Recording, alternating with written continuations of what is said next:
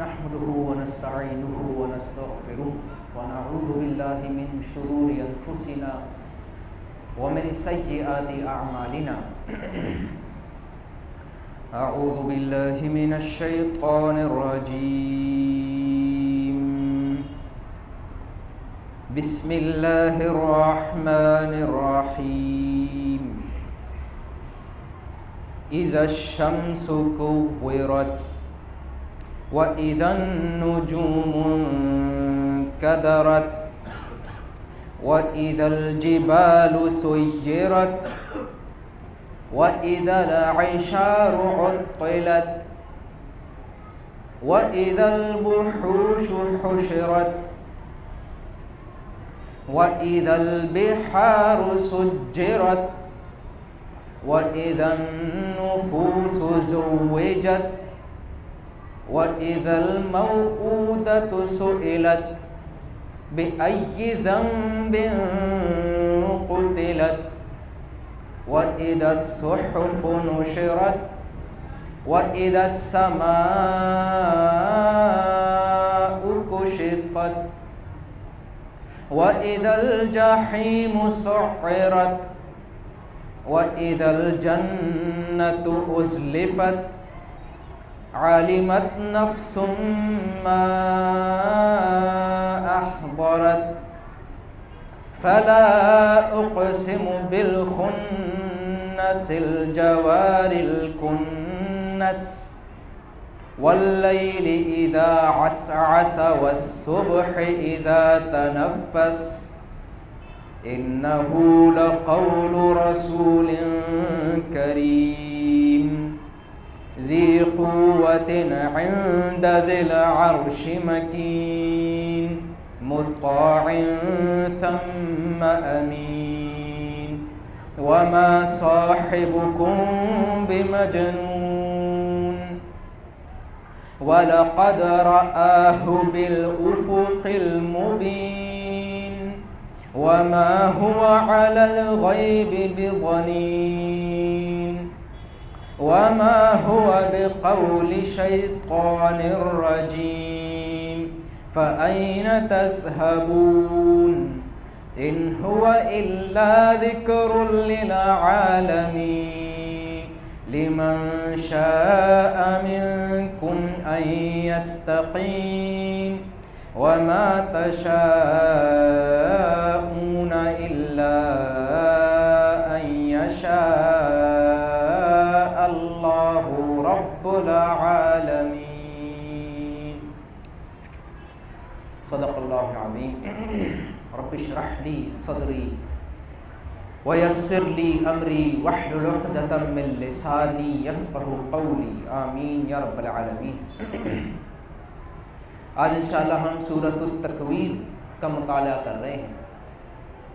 عما پارہ کی یہ صورتیں ہیں جو ہم پڑھ رہے ہیں، اور ہم نے 3 صورتیں پڑھ لی ہیں عما پارہ کی، اور اب یہ 4تھی صورت ہے سورۃ التکویر. اس کے بعد پھر سورۃ الانفطار، پھر سورۃ المطففین، اور پھر سورۃ الانشقاق. یہ 4 صورتیں ہیں جن کا کچھ تذکرہ رسول اللہ صلی اللہ علیہ وسلم نے فرمایا. خاص طور پر ان 3 صورتوں کا نام لے کے ایک روایت میں ہے کہ آپ صلی اللہ علیہ وسلم نے فرمایا کہ جو شخص یہ چاہتا ہو کہ قیامت کے دن کو اپنی آنکھوں سے دیکھ لے، جو شخص یہ چاہتا ہو کہ قیامت کے دن کو اپنی آنکھوں سے دیکھ لے، کیا مطلب یہ کہ اس کو ایسے محسوس کر لے جیسے کہ اپنی آنکھوں سے دیکھ رہا ہو، تو پھر وہ یہ 3 صورتیں پڑھے: سورۃ التکویر، سورۃ الانشقاق اور سورۃ الانفطار. ابھی جو ہم آج سورت پڑھیں گے اس کی ابتدائی جو آیات ہیں، چھوٹی چھوٹی آیتیں ہیں، اور اس میں ایسے ہے جیسے کوئی نیریشن ہوتی، جیسے کوئی سٹوری ٹیلنگ ہو. اس کے اندر ڈسکرپشن اس طرح سے کی جا رہی ہوتی ہے کہ جو پڑھنے والا یا سننے والا ہے وہ اس کو فیل کرنے لگے، وہ اس کو محسوس کرنے لگے. سٹوری ٹیلنگ کا یہ ایک ضروری چیز ہے، اور اللہ سبحانہ و تعالیٰ کا یہ احسان ہے. اللہ سبحانہ و تعالیٰ کے لیے تو بس اتنا ہی کافی تھا کہ بس بتا دیا جاتا ایک مرتبہ کہ قیامت آئے گی، سب تیار ہو جائیں. لیکن اللہ سبحانہ و تعالیٰ کا یہ احسان ہے کہ ہمیں مختلف انداز سے سمجھاتے ہیں. کیونکہ بات بہت اہم ہے، بہت سیریس ہے۔ اتنے انداز سے سمجھانے کے باوجود بھی جب ہمارا یہ حال ہے کہ ہمیں آخرت بھول جاتی ہے اور دنیا ہمارے لیے اہم ہو جاتی ہے، اتنا سمجھانے کے باوجود بھی یہ حال ہے، تو پھر کیا ہوتا اگر اللہ سبحانہ و تعالیٰ یہ اسلوب اختیار نہ کرتے؟ یعنی ایک ہی بات کو مختلف انداز سے سمجھانا اور اس کو پھر اتنی ڈیٹیل میں اس کی پکچر پیش کرنا۔ مثلا یہ کہ قیامت کا دن جب پہلا سور پھونکا جائے گا، جب زلزلہ آئے گا، بربادی ہوگی، تو کیا کچھ ہوگا؟ جب انسان اس پر غور کرے گا تو اسے ڈر لگے، اور یہی اللہ سبحانہ و تعالیٰ چاہتے ہیں کہ انسان اس دن کی تیاری کرے۔ تو ان صورتوں کے اندر یہ بات بہت زیادہ آبویسلی نظر آ رہی ہوگی، اسی لیے رسول اللہ صلی اللہ علیہ وسلم نے فرمایا کہ جو شخص قیامت کے دن کو اپنی آنکھوں سے دیکھنا چاہے وہ یہ 3 صورتیں پڑھے، جن میں سے آج ہم پہلی صورت کو پڑھ رہے ہیں، سورۃ التکویر۔ دوسری بات یہ ہے کہ اس صورت کا 2 حصے ہیں۔ پہلے حصے میں اللہ سبحانہ و تعالیٰ قیامت کو ڈسکرائب کر رہے ہیں کہ جب پہلا سور پھونکا جائے گا تو پھر کیا کچھ ہوگا، انسان کو پتہ چل جائے گا اس نے کیا اعمال کیے ہیں، یہ اس کا رزلٹ۔ اور سیکنڈ ہاف آف سورت میں اللہ سبحانہ و تعالیٰ نے رسول اللہ صلی اللہ علیہ وسلم کی اوتھینٹسٹی کا ذکر فرمایا۔ کیا مطلب یہ کہ آپ صلی اللہ علیہ وسلم یہ جو تمام باتیں تمہیں بتا رہے ہیں، آپ صلی اللہ علیہ وسلم یہ تمام خبریں تمہیں دے رہے ہیں فیوچر کی، کیا ہوگا، پھر کیا ہوگا، پھر کیا ہوگا، تو یہ صحیح سورس سے بتا رہے ہیں۔ آپ صلی اللہ علیہ وسلم کی سورس ٹھیک ہے۔ دوسرے پارٹ میں یہ بات بتایا جا رہا ہے، اس کا بیک گراؤنڈ کیا ہے، ان دونوں ٹاپکس کا آپس میں تعلق ہے، وہ ہے وہ لوگ جو اس وقت موجود تھے، مشرکین مکہ، آخرت کو مکمل طور پر بھول چکے تھے، اسی لیے آخرت کو اس طرح سے بیان کیا جا رہا ہے۔ اور دوسری بات یہ ہے کہ وہ یہ سمجھ رہے تھے کہ ہم ابراہیم علیہ السلام کے دین پر چلتے ہیں۔ مشرکین مکہ کیا سمجھ رہے تھے کہ ہمارا دین کون سا دین ہے؟ ابراہیم علیہ السلام کا سکھایا ہوا دین ہے۔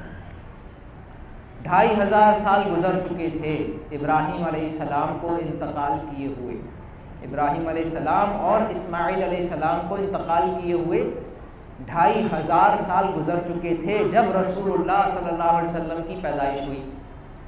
تو ان 2500 سال میں کوئی اور نبی نہیں آیا، تو کیا ابراہیم علیہ السلام کی تعلیمات کے ساتھ کیا ہوا کہ وہ تبدیل ہوتی گئیں، تبدیل ہوتی گئیں، تبدیل ہوتی گئیں، ایک اللہ کے ساتھ شرک شروع کر دیا گیا، اور یہ دنیا کی زندگی عام نہیں ہے، آخرت کی زندگی اصل ہے، یہ بات گم ہو گئی، آخرت کو بالکل بھلا دیا گیا، دنیا ہی کی زندگی سب کچھ بن گئی۔ لیکن ذرا سا ڈفرنس ہے آج کی ہماری انڈرسٹینڈنگ میں اور اس دور میں۔ آج کے دور میں سائنٹیفک دور کہا جاتا ہے، آج کے دور میں یہ عام سی بات ہے کہ ایک شخص آپ سے کہے میں جنات کو نہیں مانتا، میں یہ غیبی فورسز کو نہیں مانتا، فرشتوں کا کوئی نہیں مانتا، یہ عام سی بات ہے۔ جبکہ اس دور میں 1400 سال پہلے دور میں مسئلہ ڈیفرنٹ تھا، ادھر ہے بہت زیادہ غیبی قوتوں کو ماننا۔ وہ تو اللہ کو مانتے تھے، اللہ بھی غیب میں ہے، اور بہت سارے خداؤں کو بھی مانتے تھے۔ وہ مانتے تھے کہ پہاڑوں کے لیے فلاں خدا ہے، بارش کے لیے فلاں خدا ہے، وہ تو زیادہ غیب کو ماننا، وہاں مسئلہ یہ تھا۔ آج آپ سے کوئی کہے گا میں جنات کو نہیں مانتا، اس دور میں بالکل ڈیفرنٹ بات، جنات کو تو مانتے ہی تھے لیکن اس سے زیادہ مانتے تھے جتنے جنات ہیں۔ جنات کو سمجھتے تھے کہ ان کے پاس بڑی قوت ہوتی ہے اور ہمیں ان کی حفاظت میں آنا ہے۔ جب کہیں جاتے تھے مکے والے قافلہ لے کر اور کسی گنجان علاقہ، ایسے جہاں آبادی نہیں ہے، کسی فارسٹ میں یا کسی ریگستان میں ان کو رکنا پڑتا تھا تو ڈر لگتا تھا کہ یہاں جنات رہتے ہوں، جو گنجان علاقہ جہاں آبادی نہیں ہوتی وہاں جنات آ کے آباد ہو جاتے، تو ہمیں ان کی پروٹیکشن میں آنا پڑے گا تاکہ وہ ہمیں نقصان نہ پہنچائے۔ تو اعلان کرتے تھے کہ ہم اس وادی کے جنات کی حفاظت میں آنا چاہتے ہیں، اعلان کرتے تھے کہ ہم بس یہاں 1-2 رات رکنے آئے ہیں اور پھر ہم چلے جائیں گے، آپ ہمیں نقصان نہ پہنچائیں۔ تو حالانکہ جنات بھی پریشان ہو جاتے تھے کہ اچھا ہم اتنی بڑی چیز ہے، جنات تو چھوٹا ہے انسان سے، جنات تو وہ ہیں کہ ان کا جو سب سے بڑا جن تھا ابلیس، اس نے آدم علیہ السلام کو سجدہ نہیں کیا تھا تو اسے نکال دیا گیا، اور اشرف المخلوق انسان ہے، اور یہاں مسئلہ کیا ہے کہ وہ انسان جنات کے پیچھے پڑا ہوا ہے۔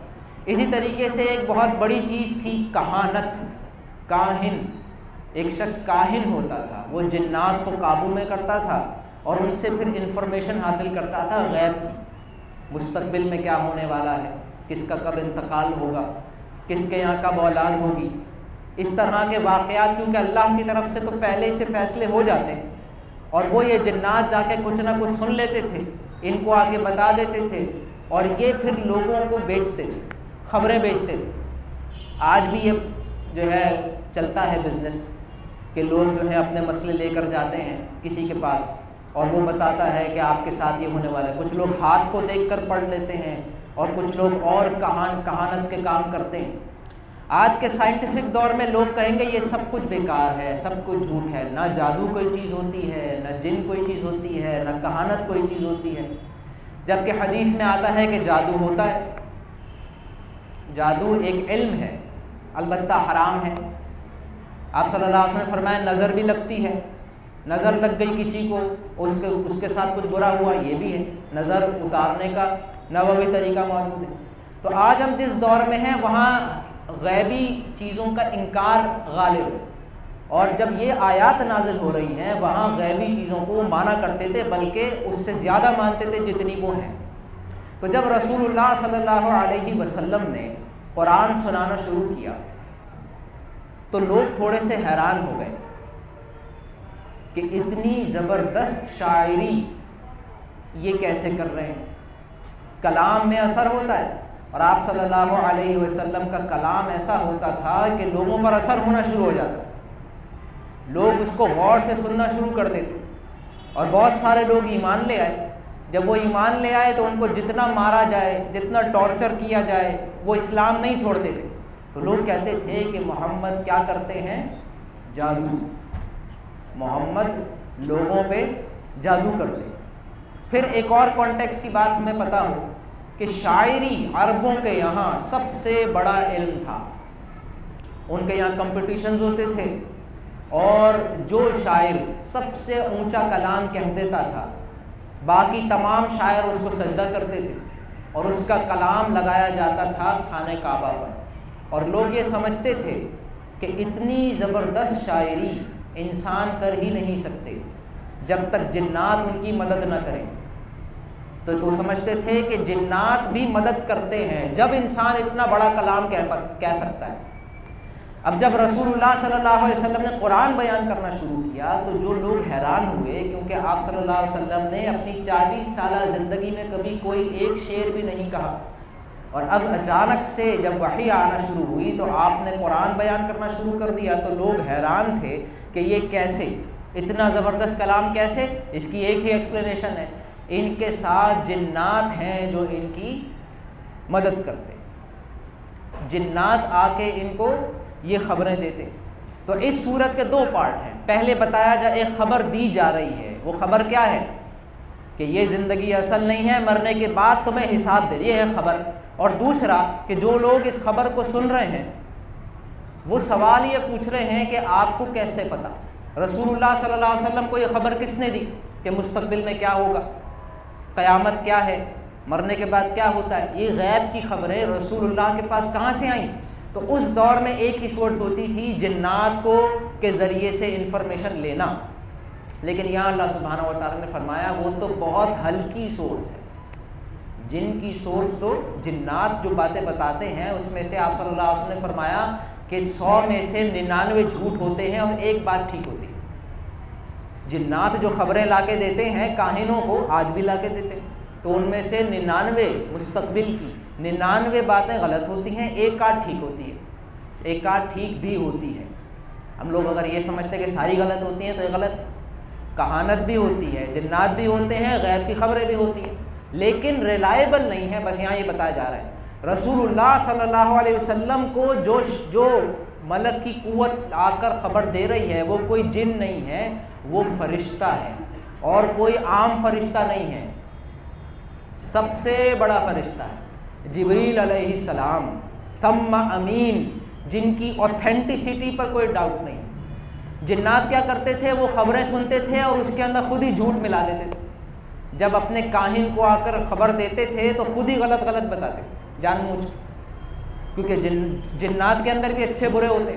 یہاں آپ صلی اللہ علیہ وسلم کو جو وحی پہنچا رہے ہیں، ایک تو وہ سب سے بڑے فرشتہ جن سے زیادہ طاقتور ہوتا ہے، اور فرشتوں میں بھی سب سے طاقتور فرشتہ جبریل علیہ السلام، کسی جن کی کسی شیطان کی مجال نہیں کہ وہ جبریل علیہ السلام کو تنگ کرے، ان کا میسج ان سے لوز کروا دے یا اسٹیل کر لے، ان کو ہرا سکے۔ اللہ نے جبریل علیہ السلام کو ایک میسج دیا ہے، وہ ایز اٹ از ڈیلیور کرتے ہیں رسول اللہ صلی اللہ علیہ وسلم کو، اور یہ قرآن جو تم تک پہنچ رہا ہے وہ اس زبردست چینل سے آ رہا ہے جس میں ایک بات بھی غلط نہیں، ایز اٹ از جو اللہ نے کہا تھا وہ ایز اٹ از جبریل علیہ السلام نے رسول اللہ صلی اللہ علیہ وسلم کو پہنچایا، اور رسول اللہ ایز اٹ از تمہیں پہنچا رہے ہیں۔ یہ ہے دو پارٹ اس سورت کے۔ اعوذ باللہ من الشیطان الرجیم، بسم اللہ الرحمن الرحیم۔ اب پہلے بات کیا؟ جب سور پھونکا جائے گا، اذا الشمس کورت، جب سورج لپیٹ دیا جائے گا، سورج کی روشنی لپیٹ دی جائے گی، یعنی یہ سسٹم ختم ہو جائے گا۔ وَإِذَا النُّجُومُ انْكَدَرَتْ، اور جب ستارے بے نور ہو جائیں گے۔ وَإِذَا الْجِبَالُ سُيِّرَتْ، اور جب پہاڑ چلا دیے جائیں گے، اپنی جگہ سے ہلنے لگیں گے۔ ہلکی سی موومنٹ سے بڑا زلزلہ آتا ہے، تو پوری موومنٹ سے کتنا بڑا زلزلہ ہوگا؟ اس دنیا میں جتنی بھی ماؤنٹین رینجز ہیں وہ سب ایک ساتھ ہلنے لگیں تو کیا زلزلہ ہوگا۔ وَإِذَا الْجِبَالُ سُيِّرَتْ، اور جب پہاڑ چلائے جائیں گے۔ وَإِذَا الْعِشَارُ عُطِّلَتْ، اور جب عشار کو چھوڑ دیا۔ عشار کہتے ہیں اس اونٹنی کو جس کا بس بچہ ہونے والا ہے، 10 مہینے کا اس کے پیٹ میں بچہ رہتا ہے، پھر بچہ ہو جاتا ہے، اور عربوں کے یہاں ایسی اونٹنی جس کا بچہ ہونے والا ہے وہ بہت قیمتی چیز ہوتی ہے۔ ایک تو وہ اونٹنی قیمتی چیز ہوتی ہے، اس کا بچہ قیمتی چیز ہوتا ہے، پھر اس کے بعد وہ دودھ دیتی ہے، وہ بہت قیمتی ہوتا ہے۔ تو وہ ایک ایسی چیز ہوتی تھی جس کو بڑا سنبھال کے رکھا جاتا ہے۔ جیسے آج کسی کی بڑی برانڈ نیو کار ہو، بہت مہنگی گاڑی ہو، تو اس کو کتنا سنبھال کے رکھتا ہے۔ لیکن جب سور پھونکا جائے گا، جب زلزلہ ہوگا، وَإِذَا الْعِشَارُ عُطِّلَتْ، عُطِّلَتْ جیسے بیکار چھوڑا ہوا ہے، کسی چیز کو آپ بھول جائیں کہیں، یا آپ کے آنکھوں کے سامنے وہ چیز خراب ہو رہی ہے اور آپ کو کوئی فکر نہیں، کیونکہ آپ کو اپنی فکر ہے۔ اونٹنی تو بہت دور کی بات ہے، مائیں اپنے بچوں کو بھول جائیں گی۔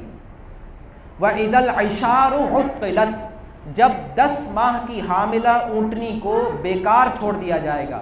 وَإِذَا الْوُحُوشُ حُشِرَتْ، اور جب وحشی جانور اکٹھے کر دیے جائیں گے، جیسے کوئی دھماکہ ہوتا ہے تو جانور جو ہے وہ ایک جگہ گیدر ہو جاتے ہیں۔ وَإِذَا الْبِحَارُ سُجِّرَتْ، اور جب سمندر بھڑکا دیے جائیں گے، سمندروں میں آگ لگ جائے گی۔ آج بھی سمندروں میں آگ لگتی ہے، کچھ ایسے ٹیکٹونک پلیٹس ہیں، اس کی پچھلی بار بات ہوئی تھی، تو کچھ ایسے علاقے ہیں جہاں سے یہ پلیٹس ایک دوسرے سے دور جا رہی ہیں اور وہاں سے مستقل لاوا نکل رہا ہے، لیکن وہ اتنی کم کوانٹٹی میں ہوتا ہے پانی کے اندر کہ جیسے ہی باہر نکلتا ہے فوراً سوکھ کے پتھر بن جاتا ہے۔ اور کچھ علاقے ہیں جہاں یہ ٹیکٹونک پلیٹس ایک دوسرے سے ٹکرا رہی ہیں، وہاں پہاڑ بنتے ہیں اور زلزلے آتے ہیں۔ تو یہ وہ ٹائم ہے کہ جب یہ پلیٹس ایک دوسرے سے ٹکرائیں گی یا دور دور جانا بھی شروع ہو جائیں گی بہت زیادہ کوانٹٹی میں، تو وہ بالکل کھل جائے گا اور نیچے سے لاوا اوپر آنا شروع ہو جائے گا، اور جب لاوا زمین کے قریب آنا شروع ہو جائے گا تو پھر یہ سمندر ایسے ہو جائیں گے جیسے اس کے نیچے آگ جل رہی ہے، جیسے کسی پتیلی میں پانی پڑا ہو اور نیچے آگ جل رہی ہو تو وہ پانی ابلنے لگتا ہے، بھاپ بنتا ہے، اور پھر ایک ٹائم آتا ہے سارا اڑ جاتا ہے۔ اسی طریقے سے جب یہ سور پھونکا جائے گا، پہاڑ چلنے لگیں گے، نیچے سے لاوا اوپر آنا شروع ہو جائے گا تو یہ سمندر ابلنے لگیں گے ایسے جیسے اس میں آگ لگی ہوئی ہے۔ وَإِذَا الْبِحَارُ سُجِّرَتْ، اور جب سمندر بھڑکا دیے جائیں گے۔ وَإِذَا النُّفُوسُ زُوِّجَتْ، اور جب روحیں جسموں سے ملا دی جائیں گی۔ وَإِذَا الْمَوْءُودَةُ سُئِلَتْ، اور جب اس بچی سے پوچھا جائے گا جسے زندہ دفنا دیا گیا تھا، موعودہ، موعودہ لفظ ہے کہ عرب جب ان کے یہاں بیٹی پیدا ہوتی تھی تو وہ اس کو زندہ دفنا دیتے تھے، وہ ایسے مر جاتی تھی، کیونکہ وہ یہ سمجھتے تھے کہ بیٹی پیدا ہوگی، اس کے خرچے ہوں گے، کما بھی نہیں سکتی، لہٰذا میں اس کے خرچے برداشت نہیں کر سکتا، لہٰذا وہ اسے پیدائش کے وقت ہی مار دیتے۔ اسلام نے ان لوگوں کو یہ بات سکھائی ہے کہ بیٹی کتنی بڑی نعمت ہوتی ہے، اور پھر یہ قابل یقین بھی، یعنی یہ پھر سوچا بھی نہیں جا سکتا کہ اسلام میں کوئی یہ کام کرے۔ یعنی اسلام نے ہزاروں سال چلتی ہوئی ایک غلط روایت کو ایسے سرے سے مٹا دیا، چند 10-20 سالوں کے اندر عرب کے لوگ ایسے تبدیل ہو گئے کہ پھر کوئی سوچ بھی نہیں سکتا یہ کام کرنے کا۔ لیکن جس وقت یہ آیات نازل ہو رہی ہیں، اس وقت جو سامنے لوگ موجود تھے مشرکین مکہ، وہ تو انکار کر رہے تھے میسج کا، آپ صلی اللہ علیہ وسلم کا انکار کر رہے تھے، اور کہتے تھے کہ ہمارا دین بہتر ہے، دین ابراہیمی جس پر ہم چل رہے ہیں وہ بہت اچھا ہے، ہمیں کوئی ضرورت نہیں ہے تمہاری تعلیمات کی۔ تو انہیں بتایا جا رہا ہے کہ اچھا تمہارا یہ دین ہے کہ تم بیٹیوں کو زندہ دفنا دیتے۔ تو اس بات کو ان کا احساس دلانے کے لیے انداز یہ اختیار کیا گیا کہ قیامت کے دن تم سے نہیں پوچھا جائے گا، بلکہ اس بچی کو زندہ کر کے اس سے پوچھا جائے گا۔ وَإِذَا الْمَوْءُودَةُ سُئِلَتْ، جب زندہ دفنائی ہوئی بچی سے پوچھا جائے گا بِأَيِّ ذَنبٍ قُتِلَتْ، کہ وہ کس گناہ کے سزا میں قتل کی گئی، بِأَيِّ ذَنبٍ قُتِلَتْ، اس کا کیا گناہ تھا جس کی بنا پر اسے قتل کیا گیا۔ وَإِذَا الصُّحُفُ نُشِرَتْ، اور اعمال نامے کھول دیے جائیں گے۔ وَإِذَا السَّمَاءُ كُشِطَتْ، اور آسمان کی کھال اتار دی جائے گی، آسمان بھی بدل جائے گا۔ وَإِذَا الْجَحِيمُ سُعِّرَتْ، اور جب جہنم بھڑکائی جائے گی۔ وَإِذَا الْجَنَّةُ أُزْلِفَتْ، اور جنت کو قریب کر دیا جائے گا، حاصل ہونا جنتیوں کا، جنت میں جانے کا وقت قریب آ جائے گا۔ عَلِمَتْ نَفْسٌ مَا أَحْضَرَتْ، اس دن انسان جان لے گا کہ اس نے کیا عمل حاضر کیا۔ جب یہ ہو جائے گا، جب سورج بے نور ہو جائے گا، جب ستارے غائب ہو جائیں گے، پہاڑ چلا دیے جائیں گے، جب دریا ابال دیے جائیں گے، جب جو ہے وحشی جانوروں کو جمع کر دیا جائے گا، روحوں کو جسم میں ڈال دیا جائے گا، صحیفے کھول دیے جائیں گے، جنت بھڑکائی جائے گی، جنت کو قریب لیا جائے گا، جہنم بھڑکائی جائے گی، جب پتہ چلے گا انسان کو اس نے کیا کیا۔ عالمت نفس ما احضرت۔ آج جو ہے ہم غفلت میں ہیں، بہت سے گناہ کر کے بھی ہم آرام سے سو جاتے ہیں۔ اس دن جب نامہ اعمال سامنے ہوگا ہماری پوری زندگی کا، جب ہمیں معلوم چلے گا کہ ہم نے کیا کیا۔ عالمت نفس ما احضرت، یہ آدھی صورت ہو گئی۔ موضوع کیا ہے؟ یہ زندگی اصل زندگی نہیں ہے، یہ تو امتحان ہے، تمہارے اعمال لکھے جا رہے ہیں، مرنے کے بعد ہوگا حساب، عمل کا حساب۔ یہ ہے ایمان بالآخرہ، جسے قریش مکہ بالکل بھلائے ہوئے تھے، تو اس کو اس انداز میں یاد کرایا گیا کہ یہ ہوگا۔ اب اگلا پارٹ، رسول اللہ صلی اللہ علیہ وسلم تمہیں یہ خبر دے رہے ہیں، اور یہ خبر ان کے لیے نئی سی تھی۔ وہ کہتے تھے یہ کیا عجیب بات ہے، مردے زندہ ہو جائیں گے، یہ تو ہم نے کبھی سنا ہی نہیں۔ تو یہ خبر ہے جو تم نے نہیں سنی یا تم بھول گئے۔ اب آرام سے کیا ہو سکتا ہے کہ خبر دینے والے کی اوتھینٹسٹی کو ریجیکٹ کر دیا جائے کہ ہم نہیں مانتے محمد کی خبر۔ تو اب بتایا جا رہا ہے کہ یہ خبر دے کون رہا ہے؟ اللہ سبحانہ و تعالیٰ نے دیا جبریل علیہ السلام کو۔ جبریل علیہ السلام نے دیا محمد الرسول اللہ صلی اللہ علیہ وسلم کو۔ جبریل علیہ السلام کون ہے؟ وہ کوئی جن شیطان نہیں ہے، وہ فرشتے، فرشتے میں بھی سب سے طاقتور، سب سے اونچے فرشتے ہیں۔ فلا اقسم بالخنس، چنانچہ میں قسم کھاتا ہوں پیچھے ہٹنے والے کی، الجوار الکنس، وہ جو چلتا ہے اور پھر چھپ جاتا ہے، واللیل اذا عسعس، اور رات کی قسم کھاتا ہوں جب وہ چلی جائے، والصبح اذا تنفس، اور صبح کی روشن قسم کہ جب صبح روشن ہو جائے، انہ لقول رسول کریم، کہ یہ قرآن ایک قول ہے رسول کریم کا۔ یہ کون بیان کر رہا ہے؟ اللہ کا کلام ہے، بیان کون کر رہا ہے؟ جبریل علیہ السلام، اور اس کے بعد کون بیان کر رہا ہے؟ محمد الرسول اللہ صلی اللہ علیہ وسلم۔ تو قول، ایک ہے کلام، ایک ہے قول۔ اللہ کا کلام ہے، جبریل علیہ السلام کا قول ہے، محمد الرسول اللہ کا قول ہے۔ سورہ حاقہ میں آیا کہ محمد الرسول اللہ کا قول ہے، اس صورت میں آیا جبریل علیہ السلام کا قول ہے۔ کیا مطلب؟ نریٹ کون کر رہا ہے، جیسے ایک ہے نا صحابی رسول اللہ کا قول نریٹ کر رہے ہوتے ہیں، تو کلام ہے رسول کا، حدیث، نریٹ کون کر رہا ہے؟ صحابی۔ تو کہتے ہیں قال ابو ہریرہ رضی اللہ تعالیٰ عنہ، ابو ہریرہ رضی اللہ تعالیٰ عنہ نے فرمایا، تو کس کا قول ہو گیا؟ صحابی کا قول ہو گیا، لیکن کلام کس کا ہے؟ نبی کا۔ اسی طریقے سے قرآن کلام ہے اللہ کا، نریٹ کون کس نے کیا سب سے پہلے؟ جبریل علیہ السلام، اس کا یہاں ذکر ہوا انہ لقول رسول کریم، کہ یہ قول ہے ایک رسول کریم کا۔ اب جو قسمیں ہیں پہلے بھی ذکر ہوا، اللہ جب کسی چیز کی قسم کھاتا ہے تو اس سے مراد ہوتا ہے کہ ان چیزوں پر غور کرو، یا یہ چیزیں گواہ ہیں، آگے جو بات میں کر رہا ہوں وہ تمہیں سمجھ آئے گی اگر تم ان چیزوں پر غور کرو۔ اب اس کے علماء نے بہت سے معنی بیان فرمائے ہیں۔ ایک یہ ہے کہ سورس آف نالج انسان کے پاس کیا ہے۔ اگر کوئی آپ سے پوچھے مرنے کے بعد کیا ہوگا مجھے بتائیں، تو آپ کہاں سے بتائیں گے؟ کیسے بتائیں گے؟ سورس آف نالج کیا ہے؟ تو سورس آف نالج کیا ہوتا ہے؟ ایک اللہ نے ہمیں یہ آنکھ، کان، ناک دیا ہے، آنکھوں سے ہم صرف وہی چیز دیکھ سکتے ہیں جو نظر آتی ہیں، بہت سی چیزیں نظر نہیں آتی، جیسے انفرا ریڈ ریز ہیں، الیکٹرانز ہیں، میگنیٹک ویوز ہیں، یہ ہمیں نظر نہیں آتی، اس کے لیے ہمیں کوئی اور سورس چاہیے ہوتی ہے، کوئی انسٹرومنٹ چاہیے ہوتا ہے۔ اسی طریقے سے مرنے کے بعد کیا ہوگا، یہ ایک نالج ہے۔ تو اللہ سبحانہ و تعالیٰ نے یہ نالج کو چھپایا ہوا ہے، یہ ہمیں سائنس سے نہیں پتہ چل سکتی، اس کے لیے اللہ نے رسولوں کو بھیجا تاکہ لوگوں کو یہ باتیں بتائیں، غیب کی بات۔ اللہ ایک ہے، مرنے کے بعد کیا ہوگا، فرشتے کیا ہیں، جنات ہیں، جنات کون